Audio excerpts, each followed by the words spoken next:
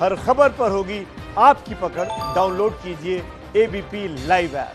श्री राम जन्मभूमि पर भूमि पूजन को बेसब्री से इंतजार हो रहा था, सदियों से इंतजार हो रहा था और अब वो घड़ी करीब आ गई है। हमारे साथ मौजूद हैं वीएचपी के कार्याध्यक्ष आलोक कुमार जी। आलोक जी भी अयोध्या में पहुंचे हुए हैं।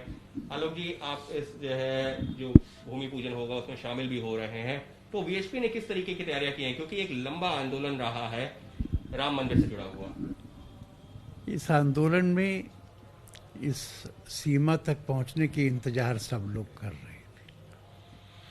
दोबारा से मंदिर का निर्माण शुरू हो, जो 1989 में नींव शिलान्यास के साथ में शुरू हुआ था, पर देश में कोरोना है और हम इसको दूसरा जमात एपिसोड नहीं बनाना चाहते।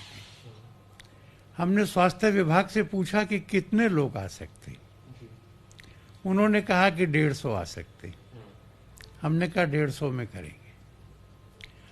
और इसलिए अब कल का यह उत्सव केवल अयोध्या में न रहते हुए पूरे विश्व के घर घर में फैलेगा।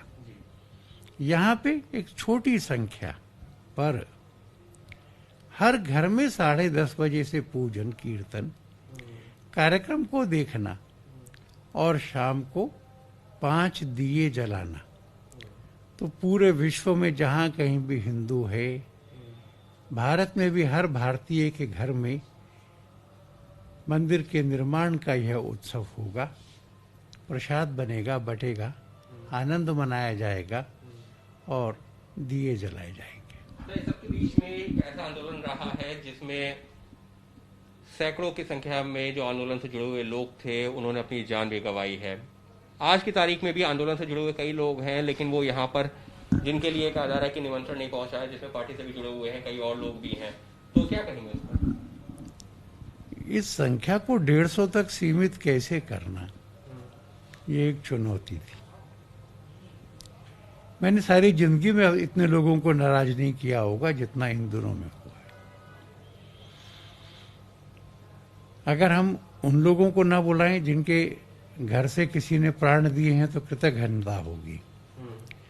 उन सबको बुलाएं तो 150 वही हो जाएंगे। इसलिए बहुत सारी कतर ब्योत करनी पड़ी है। कुछ बड़े लोग जिनको हम बुलाना चाहते थे उनको भी हमने पूछा, और अगर उन्होंने ऐसा कहा कि भाई हम नहीं आ पाएंगे, तो फिर उनको निमंत्रण नहीं दिया।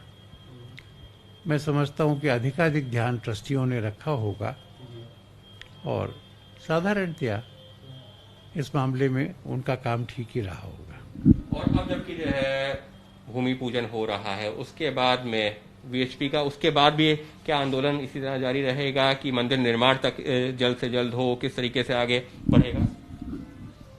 मंदिर निर्माण केवल एक और मंदिर खड़ा करने के लिए नहीं, पुनः राम को, हम सबको शबरी के पास जाना होगा, केवट के पास जाना होगा। शबरी ने जब अपनी जाति की बात राम से कही तो राम ने कहा, मैं जाति पाति ऊंच नीच को नहीं मानता। वैसी समरसता, अहल्या के यहाँ जाकर के स्त्री की गरिमा, अनुसूचित समाज के लोगों के पास जाकर के उनको शिक्षा, रोजगार और स्वास्थ्य की दृष्टि से उन्नत करना, देश को आतंकवाद से मुक्त करना, क्योंकि राम ने भुजा उठाकर प्रण किया था इसी बात का।